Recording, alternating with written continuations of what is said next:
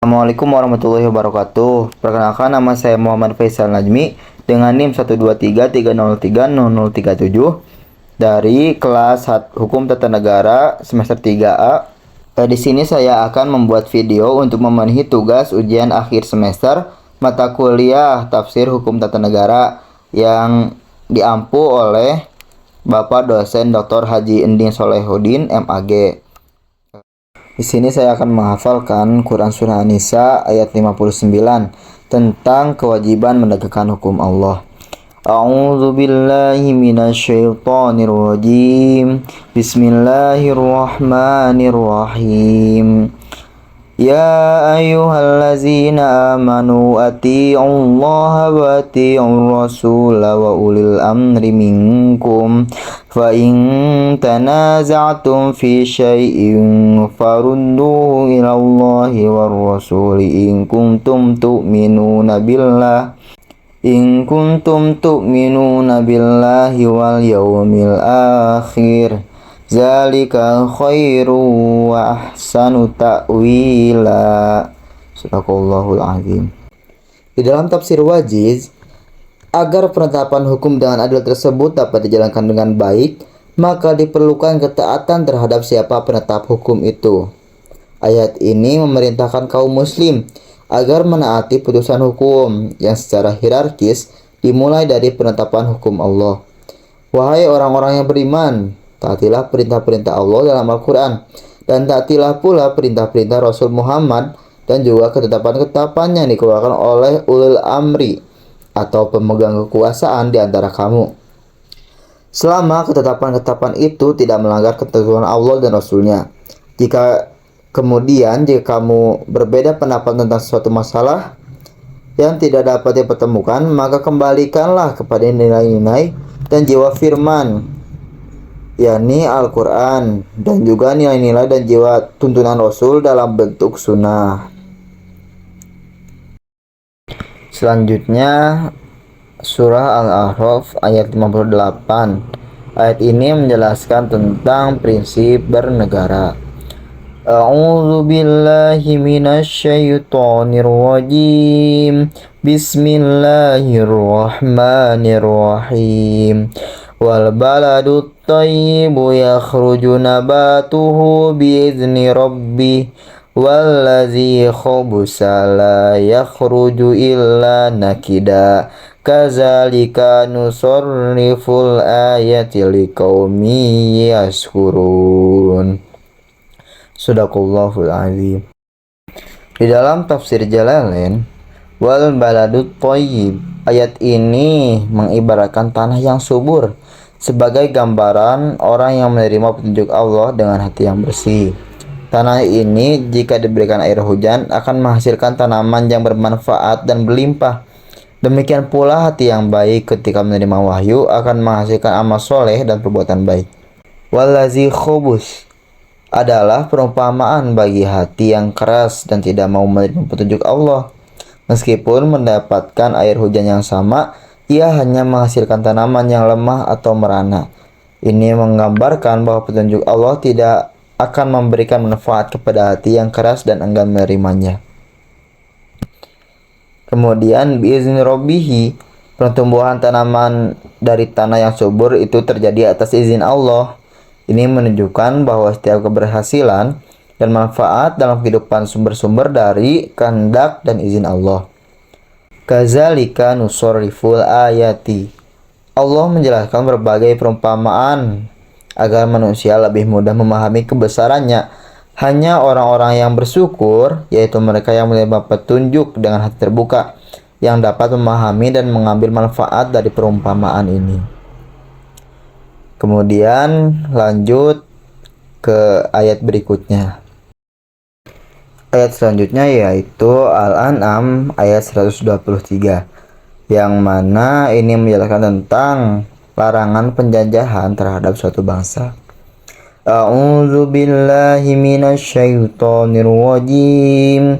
Bismillahirrahmanirrahim. Wa kadzalika ja'alna fi kulli qaryatin akabira mujrimiha liyamkuru fiha wa ma yamkuruna illa bi anfusihim wa ma yash'urun. Sadaqallahul azim. Dalam tafsir Wajiz dijelaskan bahwa Allah menenangkan hati Nabi Muhammad dengan menjelaskan bahwa para pembesar yang jahat tidak hanya terdapat di Mekah saja, tetapi juga di setiap negeri. Dan demikianlah pada setiap negeri dijadikan pembesar-pembesar yang jahat agar melakukan tipu daya di negeri itu, karena mereka lebih mampu menipu daya bawahannya. Dan dalam kebiasaan masyarakat itu akan mengikuti atasannya apakah dalam hal kebaikan atau keburukan. Tapi mereka hanya menipu diri sendiri tanpa menyadarinya. Akibat dari perbuatan mereka akan mengenai mereka sendiri gitu. Ayat selanjutnya adalah Quran Surah An-Nisa ayat 58. Ayat ini menjelaskan tentang kewajiban menegakkan keadilan.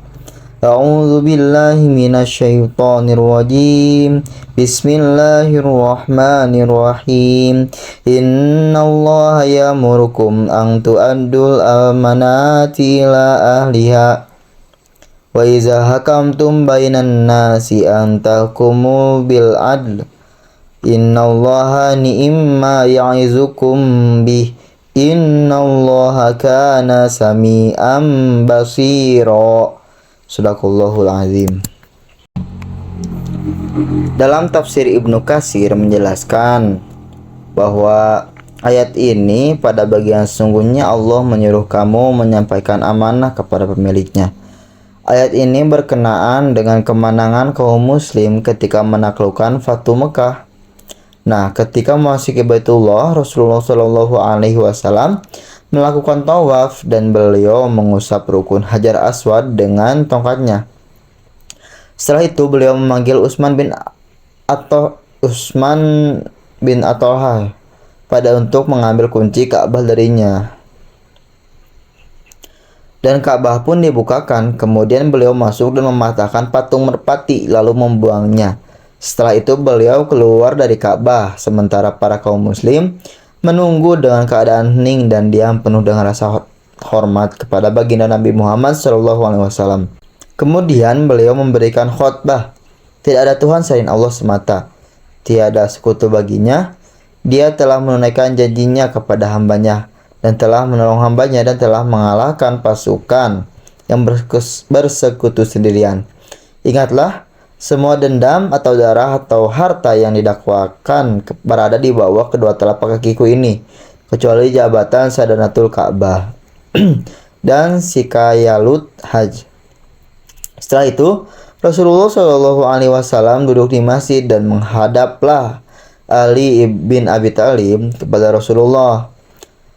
Seraya berkata, wahai Rasulullah, serahkan sajalah tugas ini kepada kami bersama jabatan Sikaya.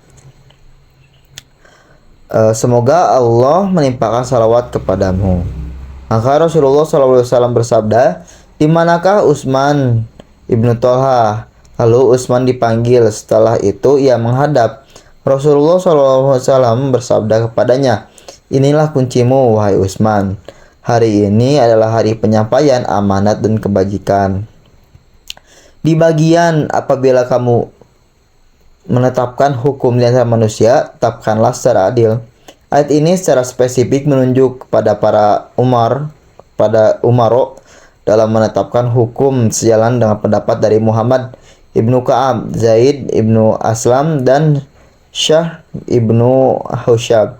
Ini mengatakan ayat ini hanya untuk Umaro, yakni para penguasa yang memutuskan perkara di antara manusia. Mungkin cukup sekian yang dapat saya sampaikan. Mohon maaf apabila masih banyak kekurangan dan kesalahan. Saya ucapkan terima kasih kepada Bapak pengampu, Bapak dosen Dr. Haji Inding Solehudin, MAG. Kepadanya semoga tetap diberikan kesehatan dan keberkahan oleh Allah Subhanahu wa taala. Dengan ini saya ucapkan terima kasih. Wassalamualaikum warahmatullahi wabarakatuh.